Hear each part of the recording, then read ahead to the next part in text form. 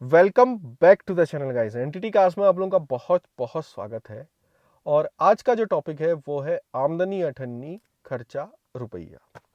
देखिए, economical expect पे आज हम बात करने वाले हैं और कार बाइंग के इकोनॉमिकल एक्सपेक्ट पे बात करने वाले हैं।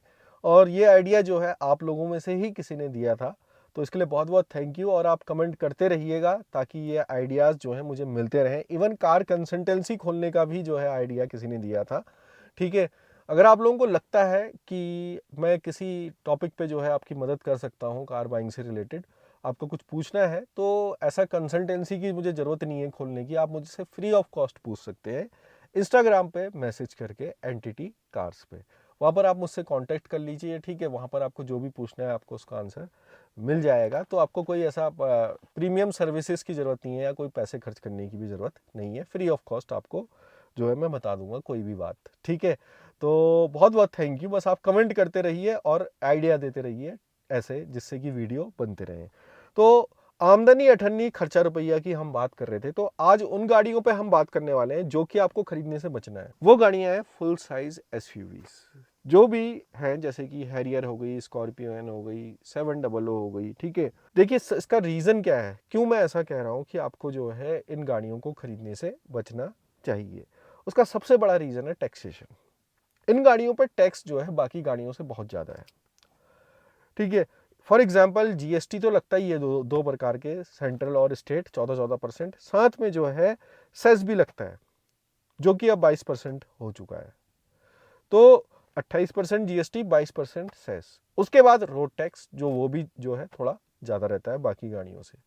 तो रोड टैक्स भी जो है आपको देना पड़ता है। तो ऑलमोस्ट आप 40% कीमत में जो है गाड़ी की टैक्स ही भर रहे होते हैं। ठीक है, फॉर एग्जाम्पल अगर 25 लाख की गाड़ी है तो 10 लाख तो आप टैक्स ही भरते हो। गाड़ी की जो ओरिजिनल वैल्यू है वो 15 लाख होती है।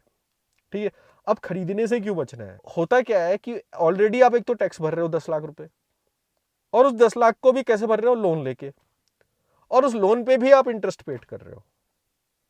तो अल्टीमेटली गाड़ी तो आप खरीद रहे हो, लेकिन साथ में 40% वैल्यू जो गाड़ी की है उसको भरने के लिए आपने लोन ले रखा है, और उस पर भी आप इंटरेस्ट दे रहे हो।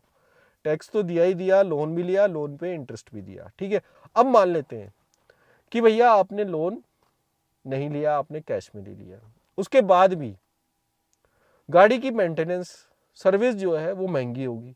नॉर्मल सर्विस, इसमें कोई मेजर चेंजेस नहीं होंगे, इंजन ऑयल और ये सब कर कुरा के 17-18 हज़ार रुपये लगते हैं। उसके बाद इंश्योरेंस का रिन्यूअल, हर साल इंश्योरेंस भी ज़्यादा होगा बड़ी गाड़ी का। ठीक है, टायर अगर बदलना चाहें तो भी 60-70 हज़ार से नीचे के टायर नहीं बदलेंगे मिनिमम। ठीक है, उसके बाद ये गाड़ियां माइलेज भी कम देती हैं, तो रोज आप जो तेल भरा रहे हो उसमें भी आपकी जेब से ज़्यादा पैसा निकल रहा है। तो अगर हम इकोनॉमिकल एक्सपेक्ट में देखें तो ये गाड़ियां टोटल लॉस हैं। इन गाड़ियों को खरीदना आपकी जेब के लिए भारी ही पड़ने वाला है। और किसी की अगर रनिंग कम है तो उसके लिए भी लॉस है, क्योंकि 25 लाख खड़े खड़े डेप्रिशिएट हो रहे हैं। अब 25 लाख रुपए लगाए हैं तो उसके मजे भी तो लेने ठहरे ही। ठीक है, मतलब कि यार अगर आपने लगाए हैं तो अब रोज चला रहे हो, बढ़िया तरीके से मजे ले रहे हो, तो आपका तेल खर्च हो रहा है ज़्यादा। ठीक है, और अगर खड़ी रख रहे हो तो खड़े खड़े पैसे डेप्रिशिएट हो रहे हैं, मजे भी नहीं लिए और पैसे गिरते जा रहे हैं आपके, रुपये जितने भी लगे हुए हैं पर डे। तो आदमी करे तो क्या करे, क्या बड़ी गाड़ी लेके हर तरीके से फंस गया। ठीक है, तो आपको करना क्या चाहिए? आपको बचना चाहिए बस, और आपको कुछ नहीं करना है, आपको बचना है इन गाड़ियों को लेने से। ऑन द अदर हैंड, अगर आप छोटी गाड़ी लेते हो तो आपके ये सारे खर्चे खत्म हो जाते हैं। छोटी इन द सेंस की बिल्कुल ही हैचबैक नहीं, कॉम्पैक्ट एसयूवीज की मैं बात कर रहा हूँ। ठीक है, देखो बैठते तो गाड़ी कोई सी भी हो, 5 ही जने हैं। आप ग्रैंड विटारा ले लो, आप क्रेटा ले लो, आप नेक्सॉन ले लो, आप ब्रेजा ले लो, बैठेंगे कितने? 5 लोग ही। आप हैरियर ले लो, 5। सफारी ले लोगे, सामान के संग कहीं जा रहे हो तो बैठेंगे 5। स्कॉर्पियो ले लो, 5। ठीक है, तो बैठने कितने लोग हैं? 5 ही लोग बैठने हैं। बट गाड़ी जो ज़्यादा खर्चा करा रही है उसको लेकर के कुछ दिन के टशन की, देखिए होता क्या है, गाड़ी होती तो पुरानी जाएगी ना, 1 साल बाद तो पुरानी हो ही जाएगी। आप कोई सी लेटेस्ट गाड़ी ले लो, 1 साल 2 साल बाद वो पुरानी हो ही जानी है, कुछ नया आ जाएगा।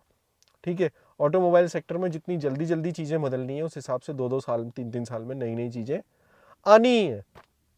तो गाड़ी एक ना एक दिन तो पुरानी हो ही जानी है। तो जो टशन है वो भी जो है आपका एक दिन ख़त्म हो जाएगा। उसके बाद क्या करोगे? ठीक है, उसके बाद जो है सिर्फ EMI दोगे, गाड़ी में ज़्यादा तेल भराओगे, गाड़ी की महंगी सर्विस कराओगे, गाड़ी का महंगा इंश्योरेंस कराओगे। तो जेब से सिर्फ नोट ही निकलेंगे और कुछ नहीं निकलेगा। ऑन द अदर हैंड छोटी गाड़ियों में ये खर्चे बहुत कम होते हैं, माइलेज ज़्यादा होता है। ठीक है, in comparison of this car अगर आप वेन्यू का डीजल ले लोगे तो 22-24 का माइलेज देगी और स्कॉर्पियो देगी 11 का।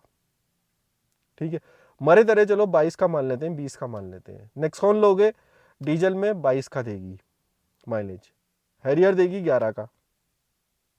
ठीक है, तो देखिए डबल खर्चा तेल में भी तो हो रहा है और सबसे बड़ा खर्चा जो होता है वो माइलेज का ही होता है। गाड़ी लेने में सबसे बड़ा खर्चा जो है वो माइलेज का ही होता है। समझ रहे हैं आप? ठीक है, तो यहाँ पर को जो है आपने अपना दिमाग यूज़ करना है और ऐसी गाड़ी को खरीदना है जो लॉन्ग टर्म में आपके लिए सस्ती पड़े। खरीदते समय तो हम बहुत सारी रिसर्च कर लेते हैं, भैया कौन सा वैल्यू फॉर मनी वेरिएंट है, वो सस्ती पड़ेगी, वो महंगी पड़ेगी, वो पड़ेगी, लेकिन हम फ्यूचर की नहीं सोचते हैं कि लॉन्ग टर्म में कौन सी गाड़ी सस्ती पड़ेगी। ये हमें ज़्यादा सोचना है, गाड़ी खरीदनी कौन सी है उससे भी ज़्यादा सोचना है। अब चलो इतना तो कर लिया, कोई बात नहीं। उसके बाद क्या झेलना है? कभी भी कोई भी न्यूज़ आ रही है आज के टाइम पे, डीजल बैन होने वाला है, डीजल बैन हो जाएगा, आगे डीजल का कोई फ्यूचर नहीं है, डीजल की रीसेल वैल्यू नहीं है। ये बड़ी गाड़ियां डीजल पे ही लेते हैं लोग मोस्टली, इसलिए मैं डीजल की बात कर रहा हूँ। तो हुआ क्या? देखिए, आपने 25 लाख रुपए लगाए, फिर उसके बाद आपने उसके लिए लोन भी लिया, उसमें इंटरेस्ट भी दिया, आपने टैक्स वैक्स पूरा दे दिया, मतलब आपने अपनी तरफ से जो है सारी जिम्मेदारियां पूरी कर दी हैं एक अच्छे नागरिक के तौर पे। लेकिन उसके बाद हुआ क्या? अगर गाड़ी में रिस्ट्रिक्शन आ गए, भैया 10 साल के बाद आप यहाँ पे नहीं चला सकते, वहां पे नहीं चला सकते, यहाँ पर को क्या है, आपने अपनी तरफ से तो सब कुछ कर दिया लेकिन आपको ये सारी चीजें झेलनी पड़नी। तो आपको ऐसी गाड़ियां लेने से बचना चाहिए कि नहीं बचना चाहिए? अब कुछ लोग नए नए आ जाएंगे, जैसे कि वाले जो है ना कमेंट वाले, कि भैया परसों मैं ब्रीजा का वीडियो बनाया था तो भैया खुद तो तुम टाटा खरीदते हो वाला भी आया था एक कमेंट वाला। देखिए, मैं वीडियो बनाने वाला हूँ, मुझे हर टॉपिक पे वीडियो बनाने हैं, मैं एक कंटेंट क्रिएटर हूँ, टॉपिक तो मुझे सारे ही कवर करने पड़ेंगे। तो आई होप गाइज आप लोगों को ये वीडियो पसंद आया होगा। पसंद आया तो चैनल को लाइक सब्सक्राइब शेयर जरूर कीजिए।